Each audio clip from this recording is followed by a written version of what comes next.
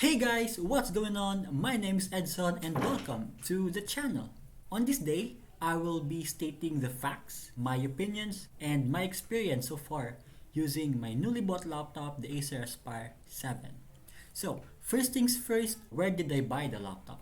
I bought the laptop in PC Central. Their main branch is in Quezon City, but I actually bought this through a delivery. So their selling price was 38,000 at that time, flat 38,000. It's actually 37,999, but we're just gonna assume that it's 38,000 because it's 38,000. And then since I ordered it and made them deliver it for me, there was an added 5,000 for the delivery fee. That makes my payment 38,500. So for 38,500, here are the specs that you can get for this Rosa variant. Of course, I'm here in Vilman because they have more complete specs than PC Central, but as I have observed, Vilman Computers sells laptops a bit pricier than PC Central, and PC Central is a bit more approachable in my opinion. That's why I ordered my laptop there. Okay, so for the specs of the laptop, it has a CPU of Ryzen 5 5500U, and then it has, I believe, 6 cores and 12 threads, so that's hexa cores. The more cores and threads you have,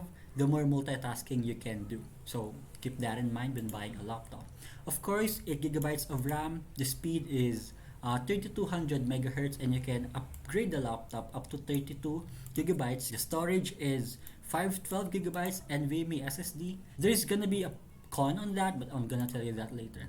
Of course, 15-inch for me. 15-inch is a sweet spot for a laptop, especially if you game and you study and you do a bunch of workloads as well. It's easier for multitasking because you basically have a larger screen, you know what I'm saying, broski? Of course, 1920 by 1080p. If you're gonna buy a laptop at this price point and the quality of the display is 720p, bro, you deserve a 1080p for this kind of price, you know what I'm saying? Of course, the aspect ratio is the standard one, 16 by 9, but here is where we encounter the first con.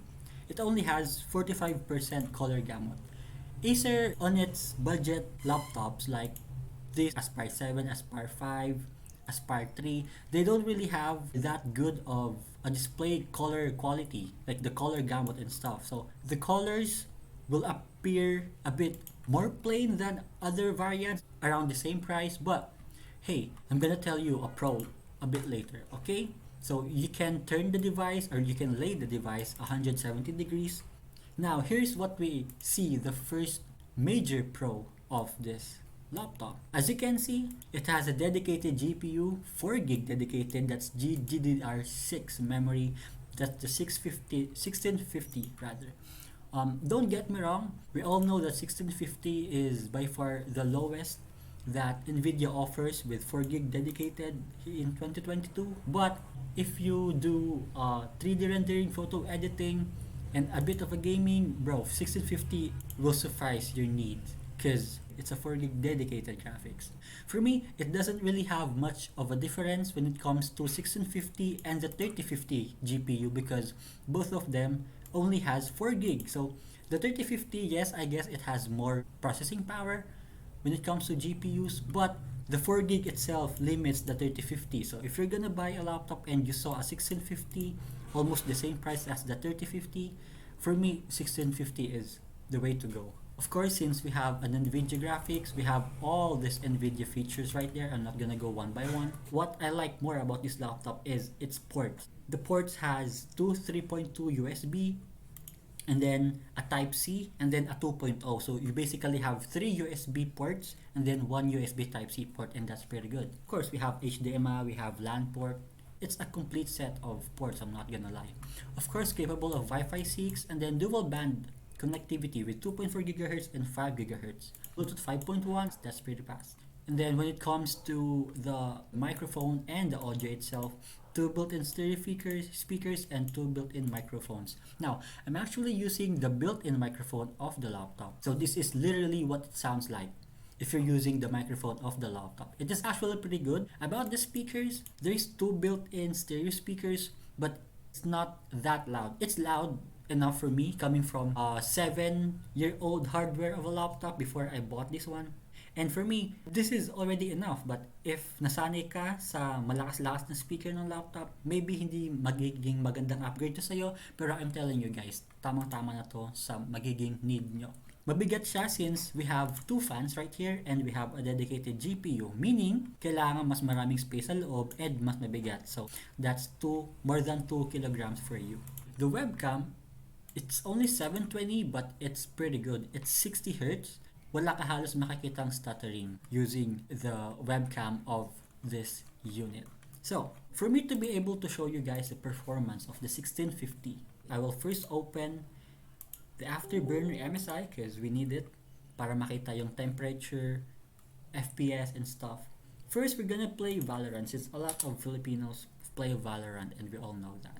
So, here we are in the menu of Valorant. We're gonna play just one match. We're gonna play for y'all to see the FPS. Of course, pro tip, if your laptop only has a 60 Hz or can only refresh 60 Hz and you are pulling up more than 60 Hz like 100 FPS, especially in Valorant since Valorant isn't really a heavy game, all I can say is enable your G-Sync or FreeSync or whatever that is, because that will avoid your laptop having a screen tearing. Screen tearing is kapag yung refresh rate ng monitor mo, for example, sa Aspire 7, 60 Hz lang siya. Pero yung GPU ng monitor mo is nagpa-publish siya ng around 80 to 90 FPS.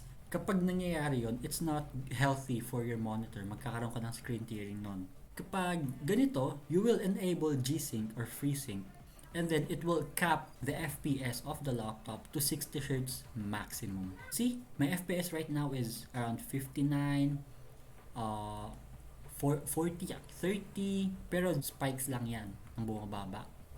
And then, for most of the time, like 55 to 59 to 60. Here, you can see around 50 FPS. Nagre-record din kasi ako. And, ang gamit ko lang ay 8GB of RAM.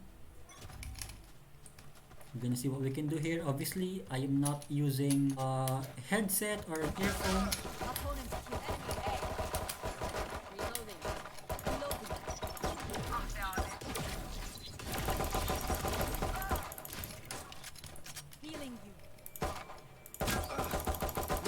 Oh my god, ang potato guys.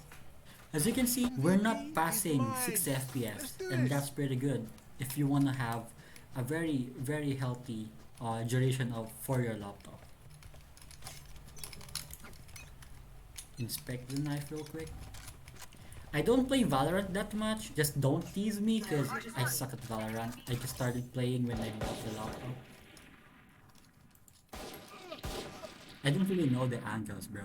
There, it's 1080p, 60 Hz. Like here, like limit FPS to 60, and then max FPS 60, so that you avoid the screen tearing. Screen tearing is bad. See, material quality high. Vising should be turned on. And I swear to you guys, I don't know Valorant version. Just observe the FPS. This is the raw power of 1650. Oh my gosh, guys. Now we have the shorty.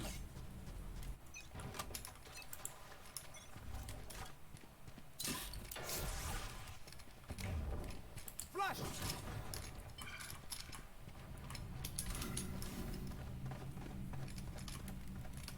Of course, I don't have audio. I'm used to COD, guys. And here we are at now in NBA 2K21. Yes, it's NBA 2K21. Hindi ko binili yung 2K22 and 2K23 because I literally have no money. Para ma-demonstrate ang NBA 2K frame rate, we're gonna play this.